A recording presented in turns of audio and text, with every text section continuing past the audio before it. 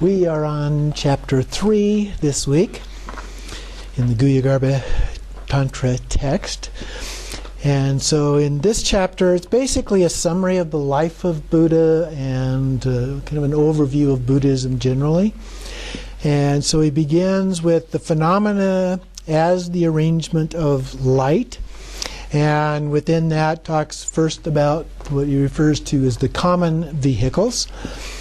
And so at the bottom of that page, how the Supreme Bodhicitta was initially generated from the perspective of the Soul Supreme Namanikaya, how merit is accumulated, and how Buddhahood occurred through the 12 deeds. So this then outlines the 12 deeds of the Buddha. And so it begins here with how the Supreme Bodhicitta was initially generated. So where did this originate? And he says, first, for countless kalpas, Buddha Shakyamuni was the son of a potter named Longchenpa, and he offered a mandala of umbrella shoes and 500 seashells to the Buddha Longchenpa, and generated the bodhicitta as follows. O Sugata, may I accomplish a form, an entourage, long life, a pure realm, and excellent marks of perfection, exactly like you. And then similarly, another rebirth he took as a merchant chief, who also generated the bodhicitta, and then he also took rebirth again as Shabharaja, who again gave rise to bodhicitta. So 3 different times in previous lives he gave rise to bodhicitta. And the next section is how merit was then accumulated. In the first kalpa, due to kindness of 55,000 Buddhas, Shakyamuni perfected the 2 accumulations and accomplished the paths of accumulation and unification. So those are the first 2 of the 5 paths of liberation. The next ones, well, usually I was going to mention 2. Here he uses unification, but that's often articulated as preparation. So it'd be accumulation, preparation, seeing, meditation, and the path of no more learning. Continuing on the next page, the second kalpa then, he made offerings to 66,000 Buddhas and accomplished the first ground, or the first bhumi, up through the 7th of the 10 bhumis.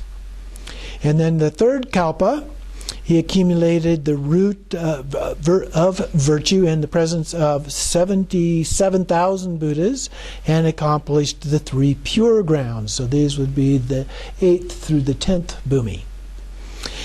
And then during this lifetime, he also perfected the 6 paramitas and the accumulation of 2 merits.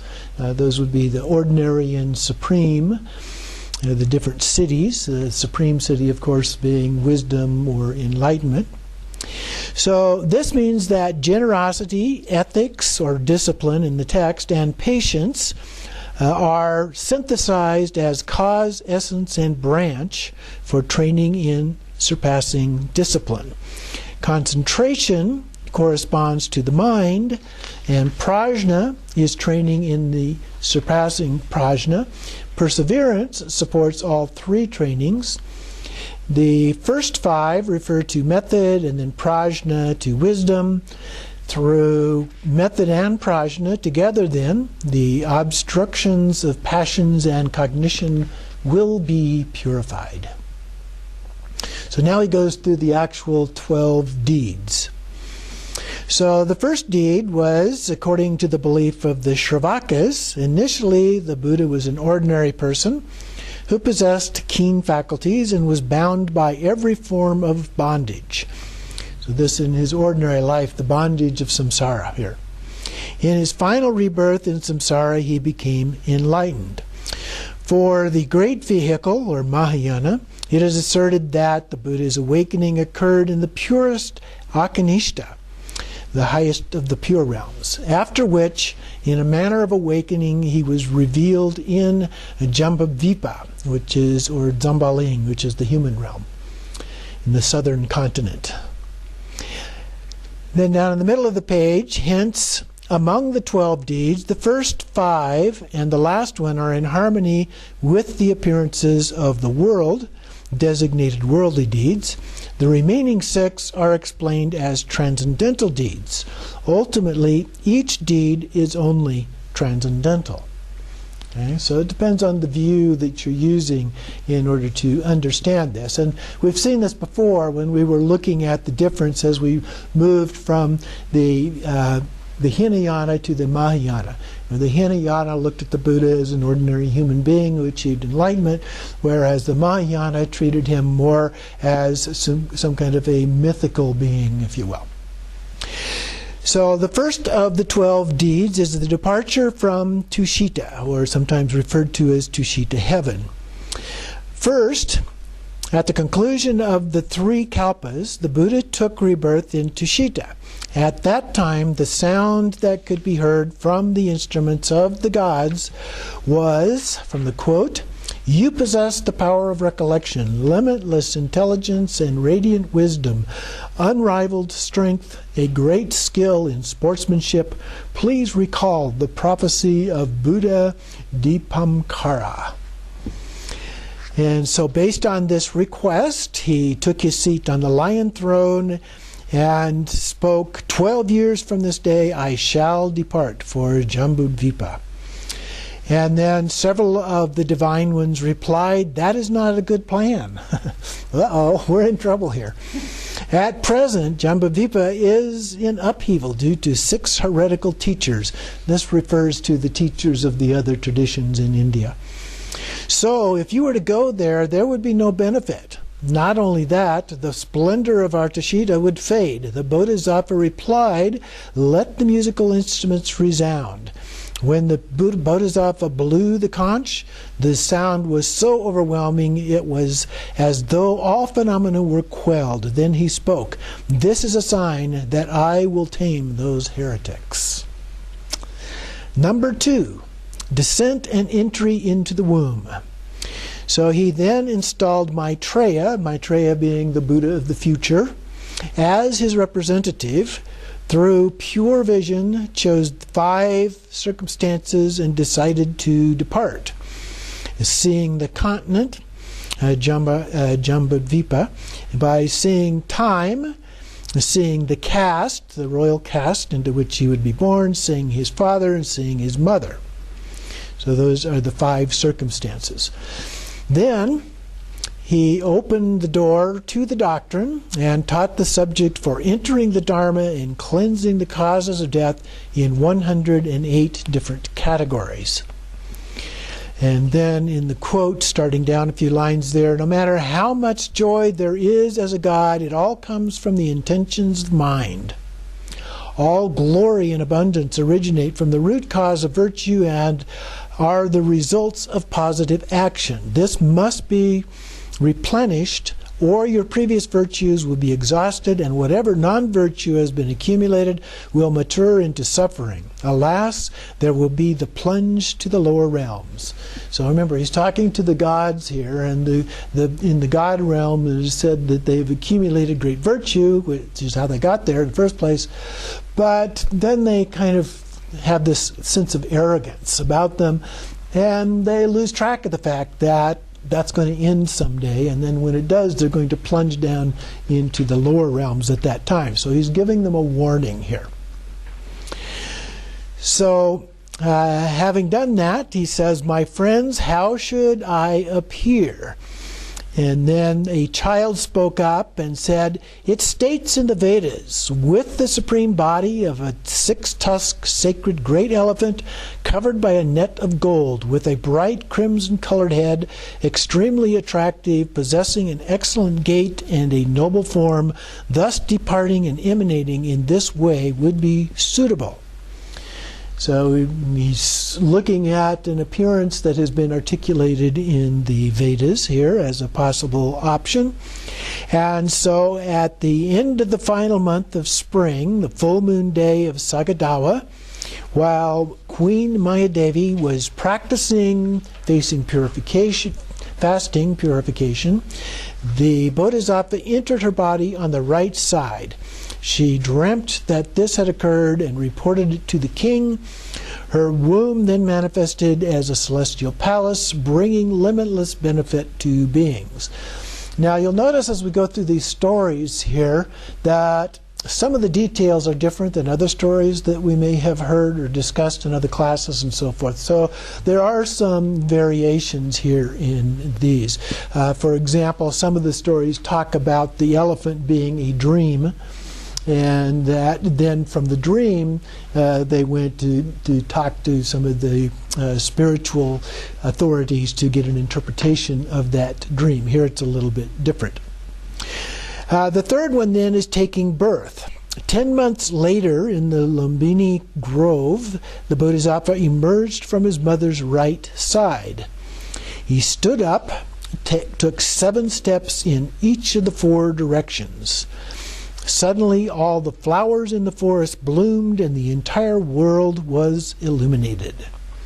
The top of 227, the king and queen showed their child to a holy sage who predicted that if the child did not take ordination as a bhikshu, he would become a Chakravartin ruler. If he were to become ordained, he would then achieve the state of a fully enlightened Buddha. Now, the term Buddha didn't actually start with Buddha. It was a term that was common at that time, and the idea of enlightenment was already common at the time of the Buddha. He was given the name Prince Siddhartha. Another holy sage saw an extraordinary sign, and he went to look for it. He arrived at the palace through his miraculous powers and examined the signs, and then inquired, "Have you shown this boy to other clairvoyants?" "Yes." It was predicted that he would become a Chakravartin ruler. Then the sage replied, "Those clairvoyants are deluded. At a time of strife, the Chakravartin ruler never appears." So this is a little different than other forms of this prediction as well. He will achieve the state of perfect awakening. So these are the predictions, and the other stories talk about him that if he sees these 4 signs, he will wind up being a sage himself, or if he doesn't see those, he'll be the ruler. So a little bit different stories. Number 4 is proficiency in the arts. 7 days following his birth, his mother, the queen, passed away. So then he was nurtured by Mahaprajapati. Gradually, he became learned in the arts until he perfected the arts of literature, archery, and sportsmanship. Then number 5, on page 228, has the enjoyment of consorts. Then he enjoyed the company of his queen and married the girl from the Shakya clan called Gopa. He also married Mrgaja and Yashodhara, and altogether some 60,000 queens as consorts. I think this is kind of a symbolic representation rather than a literal one. He would have spent all of that time just getting married, I think, if he had actually done that. One day while residing in the palace, he heard these poetic verses from the instruments of the gods. So this is music, and from that he has this interpretation. You played that by seeing beings overcome with suffering. You might become their protector and source of refuge. One great benefit and source of comfort for them all. The first virtue is to recall your previous deeds and aspirations to bring benefit to beings.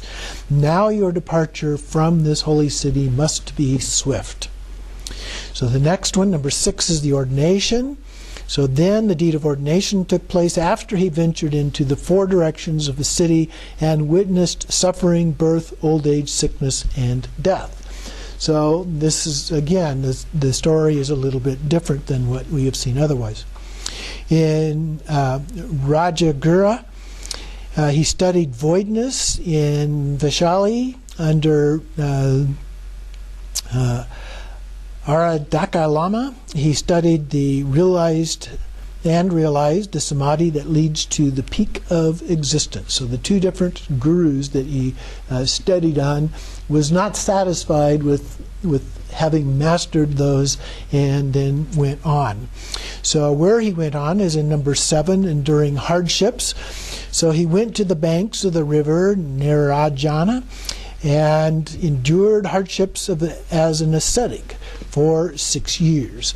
So this was the Shramana tradition that was in existence at his time, of this ascetic approach to things.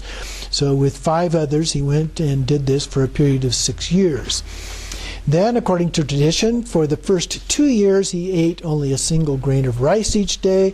For the second 2 years he ate a single sesame seed, and for the final 2 he had a drop of water.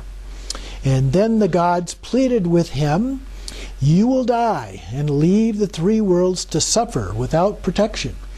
With that, the Bodhisattva sat up and determined to find a place where he would enter into Vajra-like samadhi. As he walked along the path, the merchant chief's daughter, Sujata, offered him milk. Drinking this, his body became the color of radiant gold, and he dedicated her merit. Number 8, then, is a departing for the heart of awakening. While the Buddha was on the path, the grass merchant offered him smooth grass, resembling the feathers on the neck of a peacock. Accepting the grass, he arrived beneath the Bodhi tree, and then he sat on the kusha grass seat and confirmed his vow by proclaiming, "Although my body is now gaunt, and even if flesh and bones decay until I achieve awakening, the most difficult state to find in uncountable kalpas, my body shall not move from this seat." So number 9 then is subjugating the demons. So now Mara sends all of the demons. Of course, these are our own inner demons. So the king of the demons had 128 ominous dreams. Upon examination, he came to know that the Bodhisattva was about to become fully awakened. And so arriving at the Vajra seat, he said, "It is not time for your awakening." And the Bodhisattva replied to him, "Look at your single act of generosity that has made you the king of the demons." The demon replied, "In a previous existence I made an irrevocable offering that you witnessed. You, on the other hand, have no witness, so now you will be completely defeated." Bodhisattva replied, "This earth is the support of all living beings, and it is impartial and free of malice toward all that moves or not. On this day may the earth be my witness." So this is the source of the earth-touching gesture associated with the Shakyamuni Buddha, where his hand is reaching down and touching the earth. So then the demon returned to his abode, and returned with an army, and had a great storm of weapons that descended upon the Bodhisattva, and he remained absorbed in samadhi of love, and all the weapons turned into a shower of flowers. The God spoke, "The power of love defeats the power of demons." Furthermore, even as all demons' daughters attempted to lure him, they turned into old maids who then begged for the Bodhisattva's forgiveness. And at least according to some stories, he actually turned them back from hags back into lovely daughters. Number 10 then is his actual awakening. By abiding in the equipoise of Vajra-like samadhi, with the sounding of the drum at dawn, the Bodhisattva actualized the samadhi of knowing the cessation of all passions and the unborn nature of truth. Fully awakened Buddhahood was fully realized. The gods sang with praise. And then, for 7 consecutive weeks, the Buddha remained without teaching. And so it goes through here each of the different weeks and the activities of that. And then he spoke these words, a part of which, "If I were to teach this, it could not be understood by others, so I shall remain silent, alone in the forest." So that gets us to number 11, turning the Dharmachara. So the wheel of Dharma. And so then Brahma came to make this request. By your light rays of wisdom, may the lotus minds of all beings bloom. Please beat the great drum of the sacred Dharma. Quickly blow on the conch of sacred Dharma. Please hoist the pillar of the sacred Dharma. Please ignite the great torch of the sacred Dharma. But the Buddha gave no response. So the god Indra also came, and again Brahma offered a 1,000-spoked golden wheel and requested him to teach the Dharma. Indra also made an offering of precious jewels and requested, please illuminate the darkness of this world with your wisdom. And so then the Buddha spoke. All of my passions have been destroyed. It is through great effort that this Dharma has been realized. This cannot be easily realized by those who are still bound by their desire for existence. And so this can be taken as a little bit of a warning to us. This is not something that is easy to do. It does require patience and persistence in order to accomplish this. But they went on and requested, please teach the stainless Dharma. And he replied, for the beings of Magadha, who possess ears of faith, who harbor no ill will, and always want to listen to the truth, I will open the door to this nectar of truth.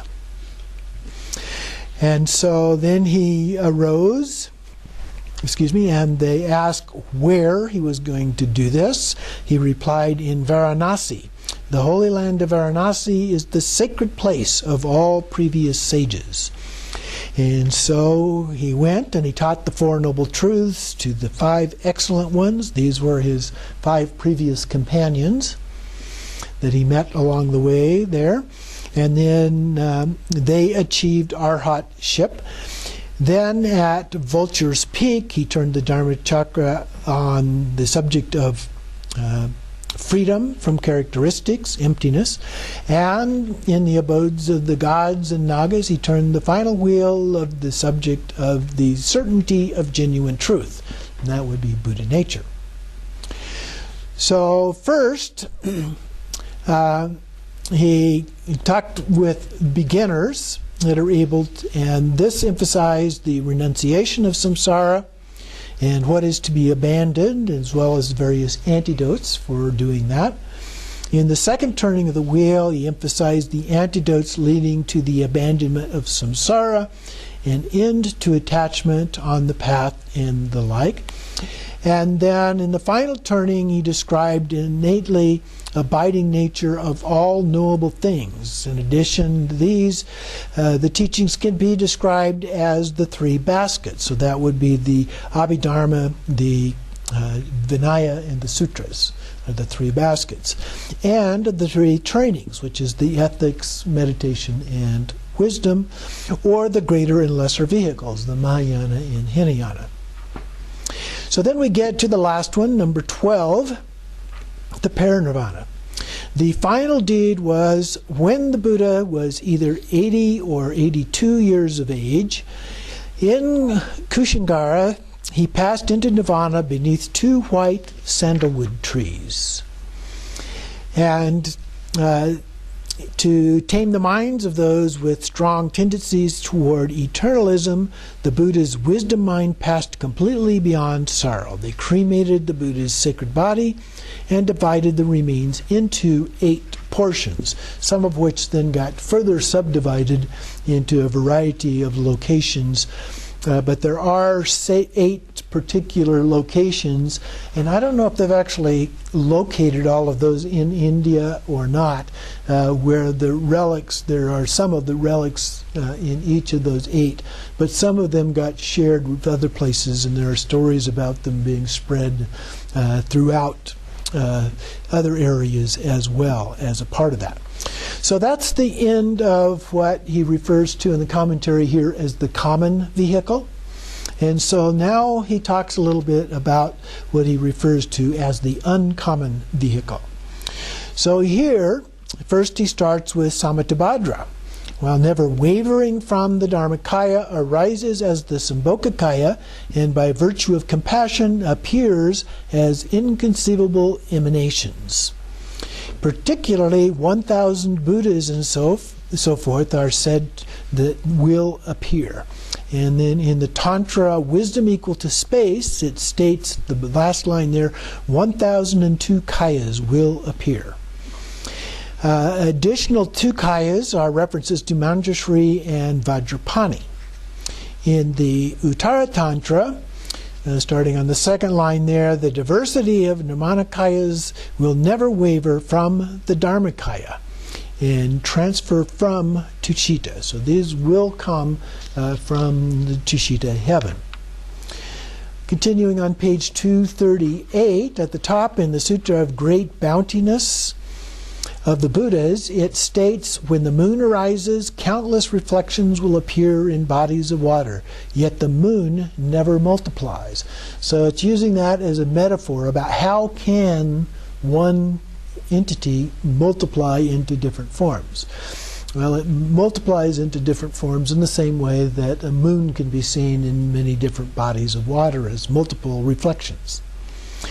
Then in the sutra engaged with inconceivable prajna of the sublime Tathagatas, up at the top of page 239 and down a few lines, the Tathagata does not intend to appear before anyone, to be recognized as a Tathagata abiding before them. Buddha himself never thinks he must sit before beings, because Buddha has no conceptual intentions. Yet, just as all beings perceive him, the Tathagata abides before them. So the Buddha doesn't have to intend to take any of these actions, they just spontaneously occur. When I want to see the Buddha appears to me, and so forth. So this completes the overview of this part.